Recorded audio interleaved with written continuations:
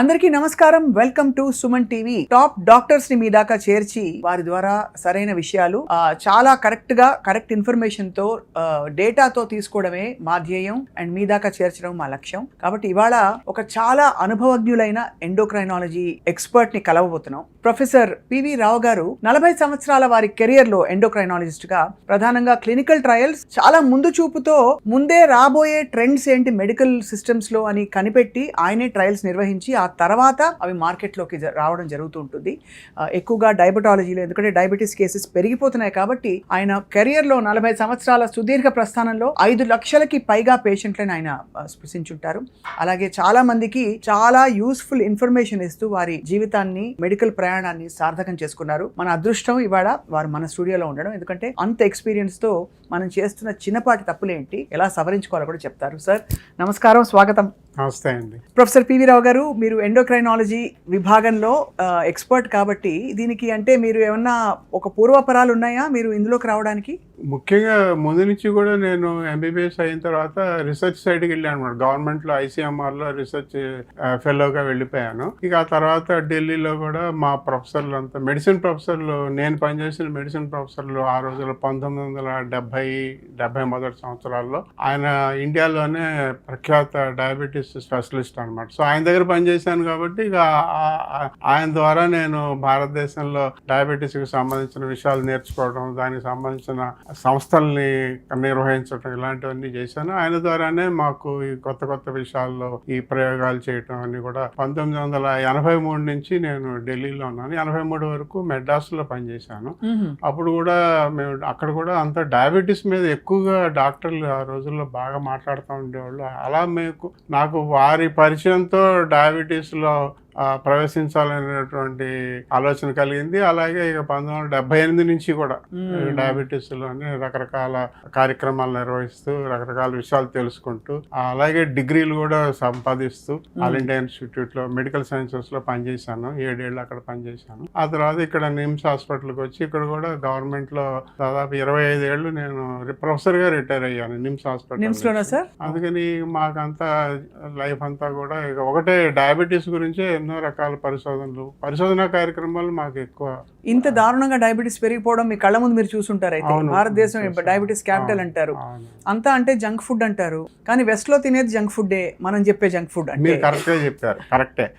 ఆ జంక్ ఫుడ్డే మనం తింటాం, లేదా మనకి వేరే జంక్ ఫుడ్లు కూడా ఉన్నాయి. మన కారపూసలు, మన సమోసాలు, మన పకోడీలు, మన మిక్సర్లు కూడా వాళ్ళ జంక్ ఫుడ్ ను వాళ్ళు ఎలా అనుకుంటాం, మనం కూడా మన స్నాక్స్ అలా జంక్ ఫుడ్ అనుకోవాలి. అవును. ఈ కారణాలన్నీ లోపల కారణాలు ఒకటే, డయాబెటీస్ ఎక్కువ అవటానికి కారణాలు. జంక్ ఫుడ్ అనేది భారతదేశం జంక్ ఫుడ్ వేరు, వాళ్ళ జంక్ ఫుడ్ వేరు. మనం తింటున్నాం, వాళ్ళు తింటున్నారు. సో మనం కూడా ఆందోళన పడాల్సిన జంక్ ఫుడ్స్ ఉన్నాయి మన సిస్టమ్ లో. చాలా ఉన్నాయి. ఒకప్పుడు అది మనకి సంతోషం వచ్చినా దుఃఖం వచ్చినా ముందు తట్టేది ఫుడ్డే కాబట్టి ఫుడ్ ద్వారా చాలా అన్యాయాలు జరిగిపోతున్నాయి రోజైతే. సార్ తప్పకుండా మేము మిమ్మల్ని మళ్ళీ డిస్టర్బ్ చేస్తాం. మా సుమన్ టీవీ వ్యూవర్స్ కి సరైన ఇన్ఫర్మేషన్, అంటే ఇప్పుడు అన్ని ఎక్స్ట్రీమ్స్ వచ్చేసాయి సార్. ఆ ఎక్స్ట్రీమ్స్ పక్కన పెట్టి moderate and healthy happy life style కోసం అడుగులు వేద్దాం. మీ నుంచి మేము మరింత సమాచారం తెలుసుకుంటాం ఎప్పటికప్పుడు. సో మిమ్మల్ని డిస్టర్బ్ చేస్తూ ఉంటాం, మీరు అనుమతి ఇవ్వాలి మాకు. తప్పకుండా. Doctor PV Rao garu, we are honoured to have you here. నమస్కారం సార్. మీ ప్రయాణంలో మీరు ఎక్కువ క్లినిషియన్ గా ఉన్నారా, రీసెర్చ్ పర్సన్ గా ఉన్నారా? అలా క్లినిషియన్ గా ఉన్నప్పుడు మీరు చాలా రేర్ కేస్ అనుకుని ఒక చాలా అద్భుతమైన విషయం కనుగొన్న సందర్భము, లేదు ఒక చాలా ముదురు కేసుని మీరు సాల్వ్ చేసిన సందర్భం ఉంటుంది కదా? అంటే మేము డయాబెటీస్ అనేది మేమందరం కూడా రక్తంలో గ్లూకోజ్ 500, 600, 1000 మిల్లీగ్రాములతో వచ్చిన వాళ్ళని, అంటే మాకు సాధారణంగా గవర్నమెంట్ లో పనిచేసినప్పుడు అలాంటి కేసులు చాలా వస్తాయన్నమాట. వాళ్ళకి ఏదైనా ఆపరేషన్ చేయాల్సి ఉంటుంది అర్జెంటుగా, ఒక 2-3 గంటల్లోనే పెద్ద ఆపరేషన్, మేజర్ ఆపరేషన్ 5-6 గంటలు ఆపరేషన్ చేయాల్సి ఉంటుంది. వాళ్ళకి రక్తంలో గ్లూకోజ్ 600 ఉంటుంది, 1000 ఉంటుంది. మా డాక్టర్లు, ఎనస్థీషియా వాళ్ళు, మా సర్జరీ వాళ్ళు వాళ్ళని మీరు 120 మిల్లీగ్రాములకు రప్పించండి దాన్ని అని చెప్తారు అనమాట. అదే మాకు చాలా గొప్ప విషయం. 2-3 గంటల్లోనే 600 షుగర్ ని మరి శరీరంలోని మిగతా అవయవాలు పాడవకుండా దాన్ని 600 నుంచి 120కి రప్పించేసి మరి డాక్టర్లకి, ఇది సాధారణంగా మాకు అదేదో అత్యద్భుతమైన కార్యక్రమంగా కాకుండా ప్రతిరోజు మేము సాధారణంగా గవర్నమెంట్ హాస్పిటల్లో ఇవి బయట ప్రాక్టీస్లో ఇలాంటివి చేయడం కష్టం. దానికి సంబంధించిన డాక్టర్లు ఉండాలి, సంబంధించిన పరీక్షలు అన్నీ ఉంటాయి కాబట్టి మాకు వీటినే నేను ఎక్కువగా ఎక్కువగా చెప్పుకుంటే మీరు ఏదైనా అద్భుతాలు సాధించారా అంటే మేము సాధించిన అద్భుతాలు క్లినికల్లో 1000 షుగర్ ఉన్నా కూడా 1000 మిల్లీగ్రాముల షుగర్ ఉన్న వాళ్ళకి కూడా 1-2 గంటల్లో దాన్ని 100కి రప్పించేసి. ఏం చేస్తారు సార్? మందులు ఇవ్వడం? మందులంటే మన ఐవి మందులు ఇచ్చి చాలా కష్టం అనమాట. 1000-2000 షుగర్ ఉంటే అంటే మీరు చెప్పిన నంబర్లు అసలు తల తిరుగుతుంది. ఏం సిమ్టమ్స్ వస్తారు సార్ వాళ్ళు? హఠాత్తుగా 1000 మిల్లీగ్రాములు వస్తే వాళ్ళకి కళ్ళు తిరగటం, లేదా నోరు ఎండిపోవటం, డీహైడ్రేషన్ అంటాం. శరీరంలోని రక్తంలోని నీరంతా కూడా తగ్గిపోయి డీహైడ్రేషన్ వచ్చి అవయవాల్లో ముఖ్యంగా ఊపిరితిత్తుల్లోను, గుండెలోను, మెదడులోను ఉన్నటువంటి కణాల్లో నీరు తగ్గిపోతే వాటికి సంబంధించిన సమస్యలు వస్తాయన్నమాట. కానీ అదే ఇప్పుడు మనం చాలా మందిని చూస్తూ ఉంటాం బయట, సంవత్సరాల తరబడి షుగర్లు ఎక్కువగా ఉంటుంటే 400-500 ఉంటూ అలా దానికి అలవాటు పడిపోతారు. అవును, అలవాటు పడిపోతే వాళ్ళకి మనం ఏదో రక్త పరీక్ష చేస్తే తప్ప వాళ్ళకి ఎటువంటి సమస్యలు బయటపడవు. అవును, అదో రకమైన సమస్య మాకు. అది డయాబెటీస్ వాడికి రక్తంలో గ్లూకోజ్ ఎంత ఉందని తెలుసుకోవాలంటే రక్త పరీక్ష చేసుకోవాల్సిందే తప్ప వాళ్ళని ఏదో చూసి వాళ్ళ లక్షణాలను బట్టి వాళ్ళతో మాట్లాడి మేము చెప్పలేము. కాబట్టి రక్త పరీక్షల్లో తెలుసుకుంటాయి. అలాగా చాలా కాలంగా రక్తంలో 500-600 షుగర్ ఉన్న వాళ్ళు ఏ సమస్య లేకుండా బయట సాధారణంగా తిరుగుతూ ఉంటారు. వాళ్ళకి ఏమవుతుంది ఒకవేళ అది కంటిన్యూ అయితే వాళ్ళకి చాలా డెఫినెట్గా వచ్చే సమస్యలు ముఖ్యంగా రక్తనాళాలు గట్టిపడిపోతాయి అన్నమాట. వీళ్ళందరికీ రక్తం గట్టిపడుతుంది, రక్తం చెక్కబడిపోతుంది కదా. రక్తం చెక్కబడిపోతుంటే ఎక్కడైనా రక్తనాళాల్లో అది గడ్డగట్టి, ఆ గడ్డ ధమనంలో, గుండె ధమనంలో, కరోనరీ ఆర్టరీలో గడ్డగడితే హార్ట్ అటాక్ వస్తుంది. మెదడులో ఆర్టరీలో గడ్డగడితే అక్కడ బ్రెయిన్లో స్ట్రోక్ వస్తుంది. ఇలాగా ముఖ్యంగా రక్తనాళాల సమస్యలు, తర్వాత మూత్రపిండాల సమస్యలు కూడా వస్తాయి. ఇవన్నీ కూడా ఖచ్చితంగా వస్తాయి అందరికీ. కాకపోతే ఏంటంటే అది ముందు తెలీదు చాలా మందికి. రాబోతోంది అనే విషయం 5 ఏళ్ళు 10 ఏళ్ల తర్వాత గుండె జబ్బులు వస్తాయని, మూత్రపిండాల జబ్బులు వస్తాయని తెలీదు. గ్లూకోజ్ మాత్రం ఎక్కువ ఉంటుంది, అసలు ఉందనే పట్టించుకోరు. ఒక 5 ఏళ్ళు 10 ఏళ్ళు పోయిన తర్వాత ఇక ఏదో ఒక సమస్య, శాశ్వతంగా అంగవైకల్యం వచ్చేటువంటి సమస్యలు వస్తాయి. అబ్బో, అయితే ఇలా పట్టించుకోకపోవడం డేంజర్ సైన్స్. అంటే అందుకే ఇప్పుడు యాన్యువల్ చెకప్స్ ఇవన్నీ ఇప్పుడు వచ్చేసాయి.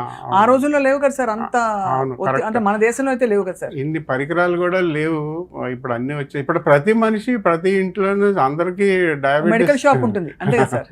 కరెక్ట్. అది చేత్తో ఏమంటారు, దాన్ని ఏమంటారు సార్? అదే గ్లూకోజ్ మీటరు.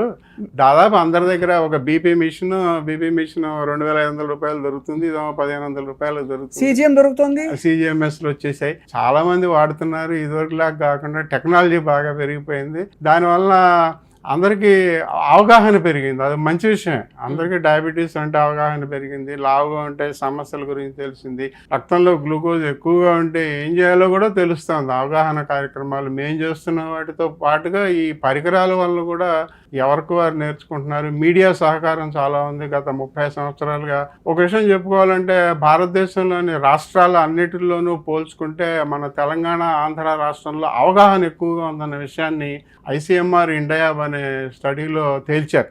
చాలా మంచి విషయం. అంటే మేము మా గొప్పతనం మేము చెప్పుకోవడం అనమాట. గత 30 సంవత్సరాలుగా మేము చేసినటువంటి కార్యక్రమాల వలన మిగతా రాష్ట్రాలతో పోల్చుకున్నట్లయితే ఆంధ్రప్రదేశ్, తెలంగాణ రాష్ట్రాల్లో పట్టణాల్లోనైనా పల్లెటూళ్ళలో అయినా కూడా డయాబెటీస్ గురించిన విషయాలు అందరికీ తెలుసు. డయాబెటీస్తో వచ్చే సమస్యలు తెలుసు, డయాబెటీస్ని ఎలా పరీక్షలు చేసుకోవాలో తెలుసు. వాళ్ళు చేసుకుంటున్నారా లేదనేది వేరే విషయం, కానీ తెలుసు. అవగాహన అనేది ఉందనే విషయాన్ని మిగతా రాష్ట్రాలతో పోల్చుకుంటే మన రాష్ట్రాల్లోనే ఎక్కువ ఉందని పరిశోధనలో మన ICMR ఇండియా అంటాం దాన్ని, ఆ కార్యక్రమంలో వాళ్ళు చెప్పారు. మాకు చాలా సంతోషించాం ఆ విషయం తెలుసు. తప్పకుండా మేము మిమ్మల్ని మళ్ళీ డిస్టర్బ్ చేస్తాం. మా సుమన్ టీవీ వ్యూవర్స్ కి సరైన ఇన్ఫర్మేషన్, అంటే ఇప్పుడు అన్ని ఎక్స్ట్రీమ్స్ వచ్చేసాయి సార్. ఆ ఎక్స్ట్రీమ్స్ పక్కన పెట్టి moderate and healthy happy life style కోసం అడుగులు వేద్దాం. మీ నుంచి మేము మరింత సమాచారం తెలుసుకుంటాం ఎప్పటికప్పుడు. సో మిమ్మల్ని డిస్టర్బ్ చేస్తూ ఉంటాం, మీరు అనుమతి ఇవ్వాలి మాకు. తప్పకుండా. Doctor PV Rao garu, we are honoured to have you here. నమస్కారం సార్. రైస్ ప్రైమరీ ఒక ఫుడ్ కదా సార్. సో మీ దృష్టిలో సార్ అసలు ఏ ఫుడ్ పదార్థాలు తింటున్నాం అన్నది ముఖ్యమా? అంటే రైస్ తింటే డయాబెటీస్ వచ్చేస్తుందని ఇప్పుడు అందరికీ అలా పడిపోయింది మైండ్ లో, అది వాస్తవం అంటారా? అంటే నేను చెప్పేది ఏంటంటే ఇప్పుడు భారతదేశంలో ఒకప్పుడు ఈ అన్నం లేనప్పుడు, మరి గోదావరి జిల్లాలో అన్నం లేనప్పుడు అన్నాన్ని పండించి ఎంతో మంది లక్షల మందికి ప్రాణం పోశారు. ఒకప్పుడు మనకి ఈ ఆయుర్దాయం చాలా తక్కువ ఉండేది, లైఫ్ ఎక్స్పెక్టెన్సీ నుంచి 30-40 కన్నా ఎక్కువ కాలం బతికేవాళ్ళు కాదు, వాళ్ళందరూ 70 ఏళ్ళు బతుకుతున్నారు. మనకి ఆరోగ్యం, ఆహారం, నాకు తెలిసి 30 సంవత్సరాల క్రితం కూడా మెరాస్మస్ అనే వ్యాధి, తర్వాత క్వాషియార్కర్ ఇక్కడ తెలంగాణలో హైదరాబాద్ సిటీలోనే చాలా ఎక్కువ ఉండేది. ఇవాళ ఎక్కడా కనిపించట్లేదు. అంటే మనం ఆహారపరంగా, ఆరోగ్యపరంగా మనం ఎంతో సాధించాం కదా 30 సంవత్సరాలుగా. ఎనీమియా అనేది ఒకటి కనిపిస్తుంది, రక్తహీనత మొత్తం అందరికి ఉంది. కానీ ఈ కంటి ఇప్పుడు రేచీకటి అనేవాళ్ళం, ఇప్పుడు నిక్టలోపియా అని చెప్పేసి, వైటమిన్ ఏ డెఫిషియన్సీ కంప్లీట్ గా పోయింది. ఇవన్నీ కూడా మనం మన ఆహార విషయాల్లో మార్పుల వలన ఆరోగ్యం పెంచుకుని మనం ఇవన్నీ కూడా సాధించగలిగాం గత 20 సంవత్సరాలు. ఇలాగే ఒకప్పుడు మరి 100 సంవత్సరాల క్రితం ఆహారం అంత లేని రోజుల్లో, మరి అన్నం లేని రోజుల్లో జొన్నలు, రాగులు, సజ్జలు లాంటివి తింటూ మనం కొన్ని సమస్యలకు కూడా లోనయ్యాం. కానీ వాళ్ళ తేలిగ్గా జీర్ణమయ్యేటువంటి అన్నం అనేది దొరకటం వలన వరి పండుతోంది. భారతదేశంలో వరి ఎక్కువగా పండే రాష్ట్రాలు ఆంధ్రప్రదేశ్, తెలంగాణ. వాళ్ళ భారతదేశం మొత్తానికి వరి ఎక్కువ పండేటువంటి రాష్ట్రం తెలంగాణ రాష్ట్రం. కాబట్టి దీన్ని తప్పుబట్టి దీని వలన దోషాలు ఉన్నాయి, హాని కలుగుతోంది అని అందరూ చెప్పుకోవటం అంత మంచి విషయం కాదు. కాకపోతే మీరు తినేటువంటి ఆహారంలో వరి ఎలాగా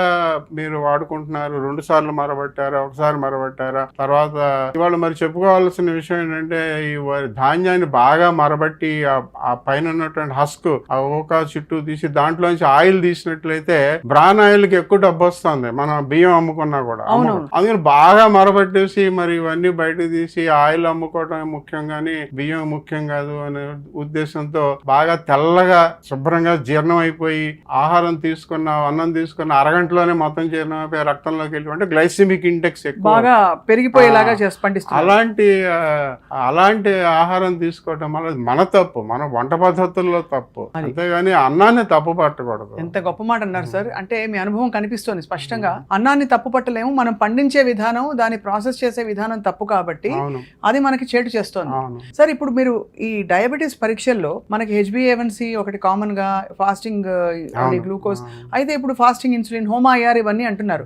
మీరు ఏది ప్రామాణికం అంటారు? రక్తంలో గ్లూకోజ్ ఎక్కువగా ఉంటేనే డయాబెటీస్ నిర్ధారణ చెప్తున్నాం, మనం డయాగ్నోస్టిక్ గా వాడతాం. అలాగే రక్తంలో గ్లూకోజ్ తగ్గటం అనేది ఒక టార్గెట్ గా పెట్టుకుని మనం మందులు ఇస్తున్నాం అనమాట. మందులు ఇవ్వడానికి, నిర్ధారణ చేయడానికి రక్తంలో గ్లూకోజ్ అనేది ప్రామాణికం, దాంట్లో తిరుగులేదు. HbA1c అనేది ప్రామాణికం కాదు, కానీ ఒక రకంగా మనకు ఉపయోగం అనమాట. అంటే 3 నెలలకు ఒకసారి, గత 3 నెలలు బాగుందా లేదా మనం చేసిన చికిత్స అని తెలుసుకోవడానికి వాడుతున్నాం HbA1c అనేది. కాకపోతే ఇక రాబోయే కాలంలో రక్తంలో గ్లూకోజ్ యొక్క అవసరం తగ్గిపోతోందని ఒక కొత్త సూచనలు వస్తున్నాయి. రక్తంలో గ్లూకోజ్ రోజంతా కూడా ఒకలానే ఉండదు, అది 20 సెకండ్లకు ఒకసారి మనం చేయగలిగినట్లయితే మారిపోతాం.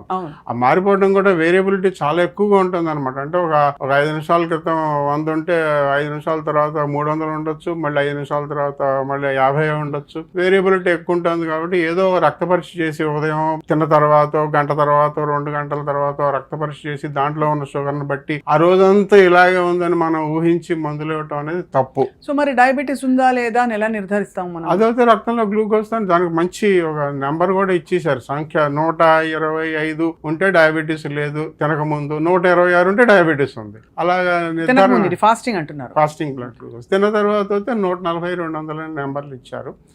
సో ప్రతిదానికి సంఖ్యలకు ఆధారంగా మనం చేస్తున్నాం. అది రీజనబుల్ ఎస్టిమేట్ అని చెప్పొచ్చు. ఒకప్పుడు ఇండియా హెల్దీగా ఉండేది, ఇప్పుడు బాగా అన్హెల్దీగా మారిపోయిందని మనం చాలా బాధపడుతున్నాం. వాటికి ప్రధాన కారణాలు ఏంటంటే, నడిచేస్తే ఆ హెల్త్ వచ్చేస్తుందా, జిమ్కి వెళ్ళిపోతే హెల్త్ వచ్చేస్తుందా, సెడెంటరీ లైఫ్ ఒక్కటే కారణమా, లేదు మనం జంక్ ఫుడ్ తింటున్నాం అంటాం, రోజు పని కట్టుకుని ఎవరు బర్గర్లు, పిజ్జాలు కూడా తింటారు సార్. సో మరి ఏమిటి సార్ కారణం? అలాగే పకోడీలు, బజ్జీలు కూడా ఈ మధ్య తినలేదు. ఇప్పుడు ఒక్క పకోడీ తింటే దాని క్యాలరీస్ అంతా ChatGPTలో చూసి మరి తింటున్నారు మాలాంటి వాళ్ళు. సో మీరు చెప్పండి సార్. అలా చేయడం చాలా మంచి పని అండి, మీరు చెప్పింది చాలా బాగుంది.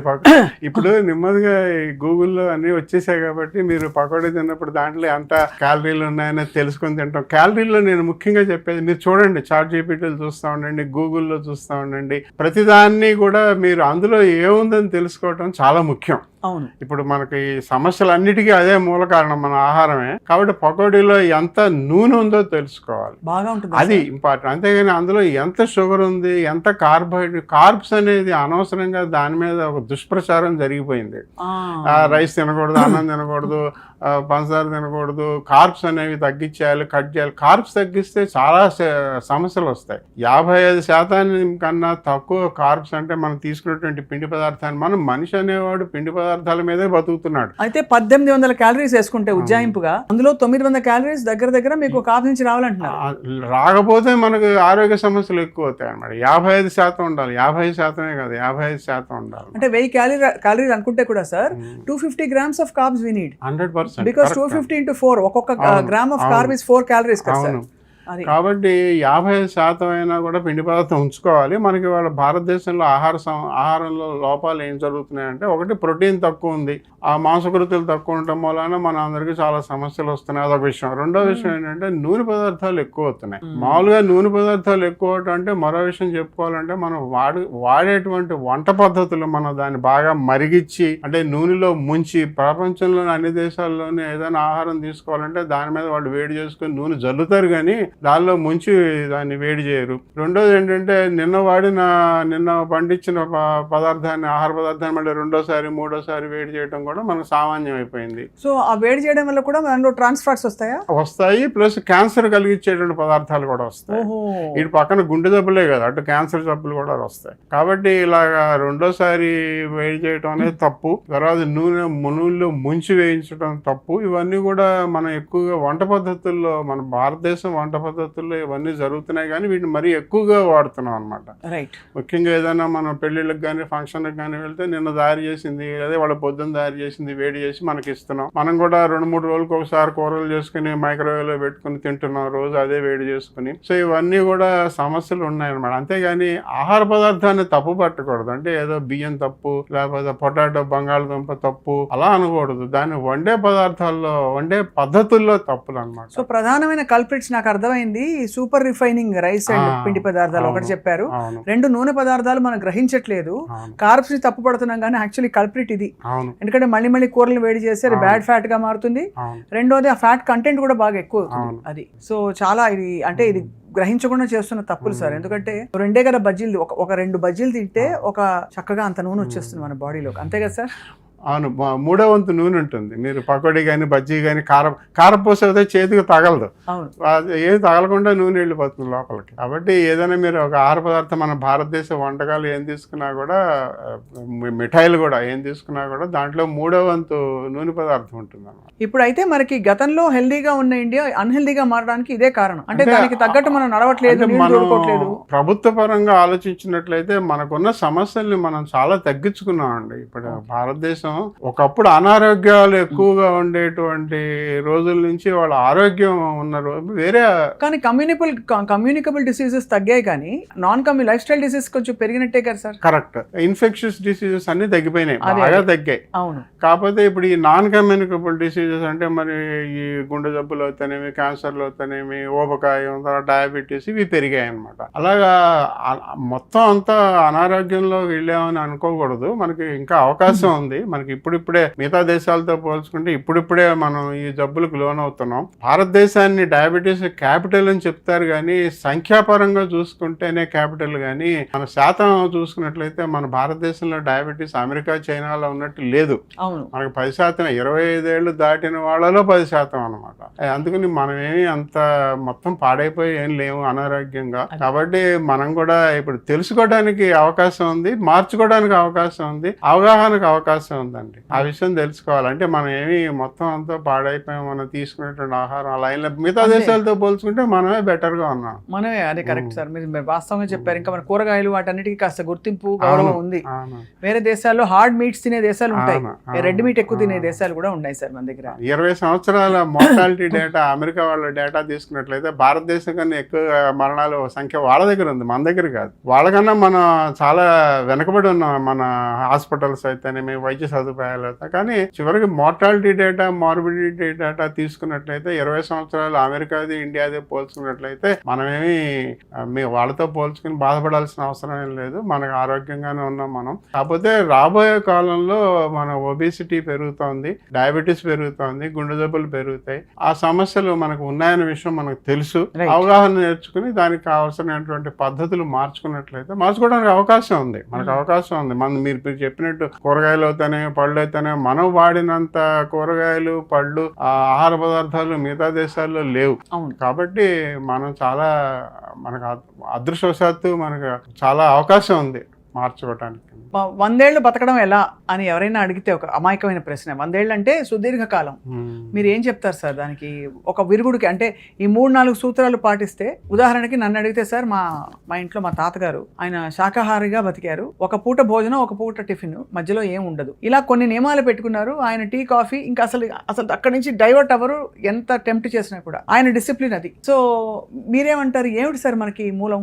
అంటే మనిషి చనిపోవటానికి, కణాలన్నీ కూడా చనిపోవటానికి ముఖ్యమైన కారణం ఏంటంటే వాపు ప్రక్రియ అంట, ఇన్ఫ్లమేషన్. అబ్బా, క్రానిక్ ఇన్ఫ్లమేషన్ అనమాట. మన శరీరం అనేది మనకి జన్యుపరంగానే మనకి కొన్ని సంవత్సరాల తర్వాత కణాలన్నీ కూడా వాపు, ఇన్ఫ్లమేషన్ వచ్చి, ఆ ఇన్ఫ్లమేషన్ తర్వాత వాటి యొక్క జరుగుతున్నటువంటి జీవక్రియలు తగ్గిపోయి, అవి ఎండిపోయి, అవి మరణించడం అనేది సహజం. కాకపోతే దీన్ని ఆలస్యం చేయడానికి, మరణాలని ఆలస్యం చేయడానికి ఏం చేస్తామంటే ఇన్ఫ్లమేషన్ తగ్గించుకోవాలి. ఇన్ఫ్లమేషన్ అంటే ఇప్పుడు మీరు చెప్పినట్టే క్రమశిక్షణ పాటించినట్లయితే వాపు ప్రక్రియను క్రమశిక్షణ అంటే ఒకటే సమయానికి నిద్ర లేవడం, ఒకటే సమయానికి పడుకోవడం, ఒకటే సమయంలో తినటం, తినే ఆహార పదార్థం కూడా ప్రతిరోజు ఒకలాగానే ఉండేటట్టు తినటం. ఇప్పుడు మీరు ఇందాక చెప్పినట్టు తర్వాత ఎప్పుడు కూడా నిండుగా తినకుండా సగం సగం ఆహారం తీసుకోవటం, అవన్నీ చేసినట్లయితే క్రానిక్ ఇన్ఫ్లమేషన్ ని మనం తగ్గించుకోగలుగుతాం. అంటే శరీరంలో ఉన్నటువంటి ప్రతి అవయవంలో ఉన్నటువంటి ప్రతి కణాన్ని కూడా మనం అవి ఎండిపోకుండా, అంటే ఇన్ఫ్లమేషన్ వల్ల వాపు ప్రక్రియ జరగకుండా ఆపాలంటే క్రానిక్. ఇప్పుడు అందుకని రాబోయే కాలంలో యాంటీ ఇన్ఫ్లమేటరీ డైట్స్ అని చెప్పి ప్రాచుర్యంలోకి వస్తున్నాయి. మనం తీసుకున్నటువంటి ఆహారంలో కూడా ఏది మన శరీరానికి వాపు ప్రక్రియ ఎక్కువగా కలిగిస్తుంది, ఏది కలిగించదు అనే దాని మీద ఇక రాబోయే కాలం ఇప్పుడు యాంటీ ఇన్ఫ్లమేటరీ డైట్స్ అని మాట్లాడుతున్నారు ఆల్రెడీ. సో అలాంటి ఆహారంలో దేని వల్ల మనకి నష్టం కలుగుతుంది, దేని వల్ల శరీరం తొందరగా పాడవుతుంది, శరీరం అంటే నేను చెప్పేది కణాలు అనమాట, లోపల కణాలు ఎంత తొందరగా పాడవుతున్నాయి అనే విషయం మీద పరిశోధనలు జరుగుతున్నాయి. కాబట్టి ఆ పరిశోధనలో మనం వాటిని పాటించినట్లయితే 100 ఏళ్ళు కాకపోయినా ఒక 10 ఏళ్ళు, 5 ఏళ్ళు, ఇప్పుడు జీవన ఆయుర్దాయం ఎలాగో పెరుగుతోంది, మరింతగా పెరిగేటువంటి అవకాశం. డ్రిప్పులు పెట్టేసుకుంటున్నారు కదా సార్ అందరూ. అది ఎన్ఎస్ఐ ఏదో దాని అలా హఠాత్ అది అలాగా తాత్కాలికంగా ఇవాళకి వాళ్ళే చర్మం మీద ముడతలు పోవాలి, ఇవాళకి వాళ్ళే చర్మం తెల్లగా అయిపోవాలి, ఇవాళకి వాళ్ళే అలా చేయకూడదు. కానీ కొంచెం సక్రమంగా పద్ధతులు పాటించినట్లయితే ఉపయోగం అయితే ఉంటుంది.